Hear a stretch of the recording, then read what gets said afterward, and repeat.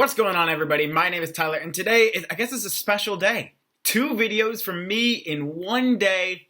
I mean, if you like it, good. If you don't like it, you know what? Let me know down below in the comment section. Today's video, we are just a couple hours away, less than 24 hours away from the start of the first major championship of the 2020 PGA Tour season, the PGA Championship at TPC Harding Park in San Francisco.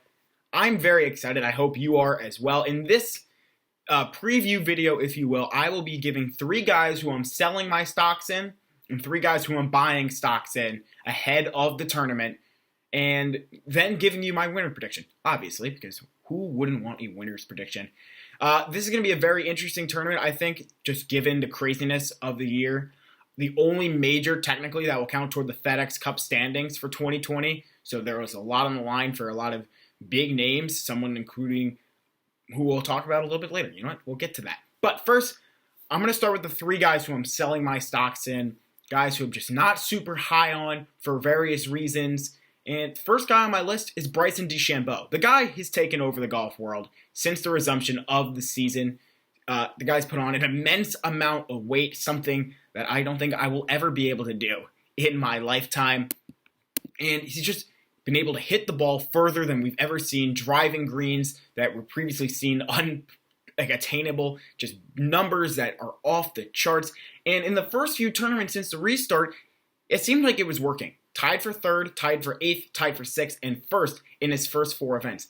In his last 2 events, however, at the Memorial and WGC FedEx St. Jude, courses where you really couldn't hit the ball as far as you wanted with little to no penalty, he struggled. In those events, he missed the cut at the Memorial and finished tied for 30th at the WGC.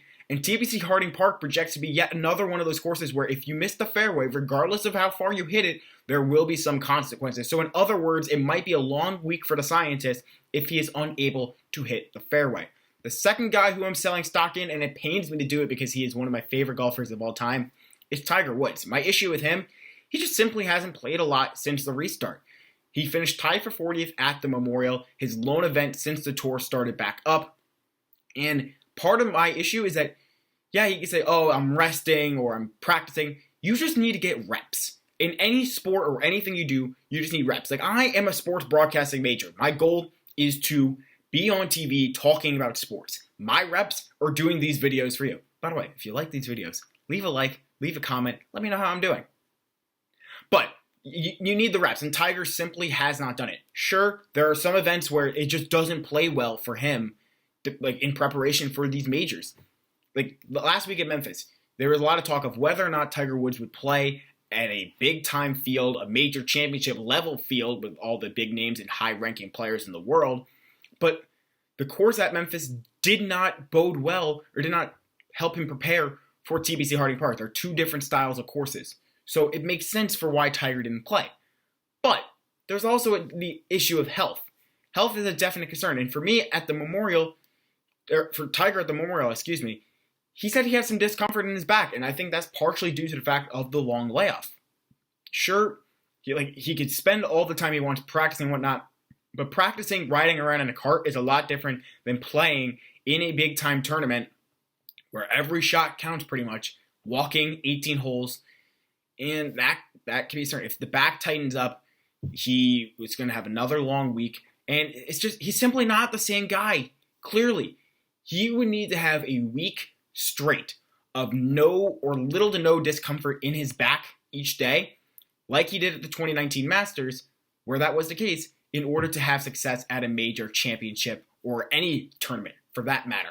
And I just don't know how many of those days are left for him. He has said in the past that he probably wakes up more often than not in a month with discomfort in his back. That's concerning.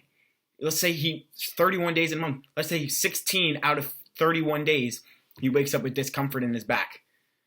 Odds are that's not going to be a week straight of no discomfort. So for him, it's going to be very difficult. He has had success in the past at events at TPC Harding Park, winning there in 2005 and having success at the President's Cup in 2009 there.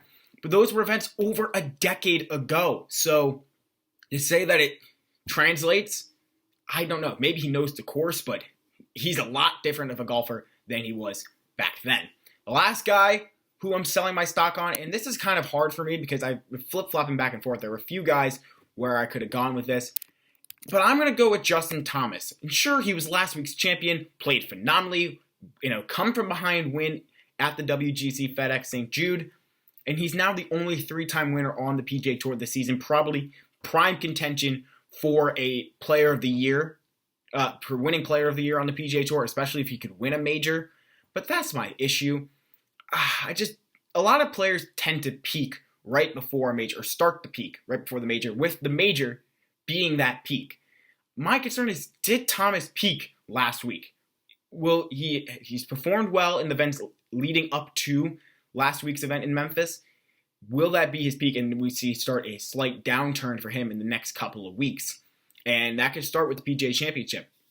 Granted, this is a time of year where if he can get hot now with a win last week at the WGC, a good performance here, a good performance at the Wyndham, he sets himself up nicely for probably a prolonged success in this latter part of the season with the FedEx Cup playoffs, the US Open, the Masters, and other big events.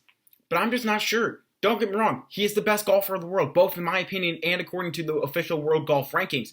So I could be totally wrong here, but I'm just concerned, was last week his peak, and will we see a slight drop in production for him? He has won a PGA Championship in the past, so he knows what it takes.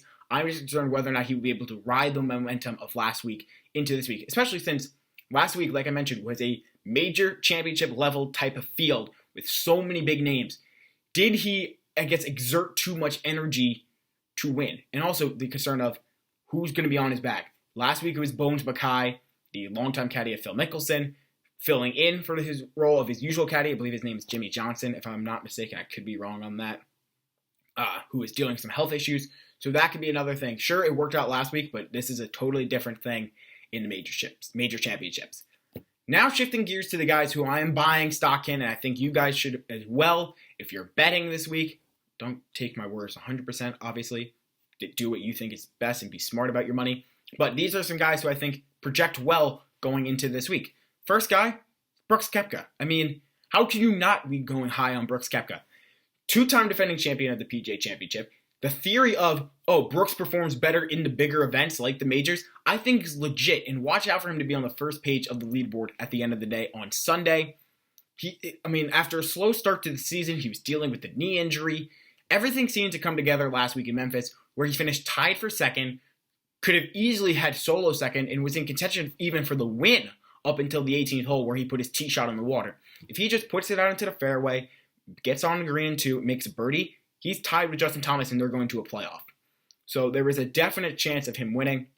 It was just unlucky for him at the end and ended up making double bogey on the 18th hole, dropping him from 12 under solo second to tied for second at 10 under par. And his confidence is also really hot. While speaking with the media this week, he said, quote, "I am the defending champion, aren't I? Okay, just checking." He knows that he is one of the best golfers in the world. His confidence is there. He knows what he has to do. He's won at this level before at a PGA Championship. So we'll see if he can make it 3 in a row, something that very few golfers have ever done before him. And let's be clear, also, last year at the US Open, where he was the 2-time defending champion entering that event, he was in contention until the very end. If it wasn't for Gary Woodland surging and pulling away right at the end, Koepka could have easily won 3 straight US Opens. So we'll see if he can do that. 3 straight PGA Championships, having 3 straight Wanamaker trophies in his collection. The second guy who I'm buying stock in is Patrick Cantlay. Although he has not been great since the restart, finishing tied for 11th, tied for 7th, tied for 32nd, and tied for 35th in 4 events, and that is 4 straight. Those are the 4 events in order. So he started at tied 11th and then has once done that. He is still an immense talent. He has never been able to really close the deal in the majors on a Sunday, but he has been in contention late in the day on a Sunday. So one has to imagine that he has a chance. His game has the capability of holding up at a major championship level, and that was just a matter of putting it all together for 4 straight days. He can't start off slow and then try to surge at the end because he won't make it. He won't make it there. The vice versa applies as well. He can't start out really hot for the first 3.5 days and then just crumble at the end, because obviously that won't. To win at a major championship, you need either one of 2 things to happen. The first is to be really good and really dominant for 4 straight days, something we've seen Brooks Koepka do in his previous majors the last few years. The second possibility is luck. Tiger Woods. He was in contention at the Masters last year in 2019 and was playing well, but it really didn't look like he had much of a chance until the 12th hole happened, where 4 guys around him, Tony Finau, Ian Poulter, Francesco Molinari, and Brooks Koepka, all put their balls in the water, and Tiger Woods just played it smart. That's a little bit of luck. Let's be real here. It's not like anything happened where Tiger just surged at the end. Sure, he played well and kept his foot on the gas, but his playing competitors fell back to him. So a little bit of luck. Let's be real here. My one concern with Cantlay is similar to that of Jon Rahm. At times, Cantlay lets his emotions get the better of him. If he wants to win, I think he will need to not get too high or too low in regards to his emotions and just remain focused on the task at hand. And if he messes up, all right, bounce back, scramble. If he has a bad tee shot, scramble, try to make a bogey at worst or a double bogey at worst. Just continue to keep going along the way. And if he gets maybe a streak of 3-4 straight birdies, don't try to get complacent and play cute. Just continue to play smart golf. The final guy who I am buying stock in, and this guy is my winner's prediction, Xander Schauffele. Other than Brooks Koepka the last 2 seasons, no one, in my opinion, has performed better than Schauffele. In 2018, he was tied for 50th at the Masters, tied for 35th at the PGA. Not great, but tied for 6th at the US Open, tied for 2nd at the Open Championship. And in 2019, he continued some of that success. Tied for 2nd at the Masters, tied for 16th at the PGA, tied for 3rd at the US Open, tied for 41st at the Open. So, sure, there are some duds there, obviously, but 5 of his last major tournaments, he has been inside the top 20, which is rather hard to do, and he has definitely been in the conversation to win late on Sundays, which is even harder to do consistently. This season, he has played in 14 events, missing the cut just once, and having 5 top 10 finishes, which includes 3 top 3 finishes. Last week at the WGC, he finished in the tied for 6th, so he is starting to peak at the right time. He hasn't won yet this year, so maybe this is it. And another guy, though, who has not closed out on a major yet. He's waiting for that first major victory. But of all the guys in the field this week, I just think it bodes well for him. I think the court suits his eye really well. He's a California kid, so I'm sure he's had experience playing on this course. I'm not 100% sure if that's the case, so I could be wrong there. And I think this is the time where he's had all those experiences of being in contention late and not being able to close the deal. This will be the time he closes the deal and finally wins that elusive first major. And let's be real, once he wins one, he could start steamrolling and going ahead and being who knows what. Once Brooks Koepka won his first, he won 3 more after that. Sorry, I got my numbers mixed up. I'm not great with my numbers. Let's be real here. But yeah, Schauffele, my winner's pick. But let me know what your winner's pick is down below in the PGA Championship, and also some guys who you are buying stock or selling your stock in ahead of this week. Thank you all so much for watching. I hope you enjoyed this video. Leave your thoughts down below in the comment section. And until next time, we'll see you. Have a great day.